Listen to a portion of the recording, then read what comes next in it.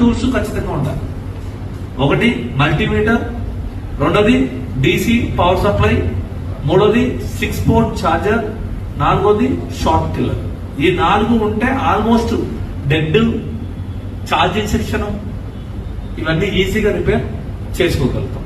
DC power supply అయితే BP machine మీద phone dead రాగానే ఫస్ట్ దాంట్లో కనెక్ట్ చేయగానే చెప్పేస్తుంది అది ఏం ప్రాబ్లం అనేది.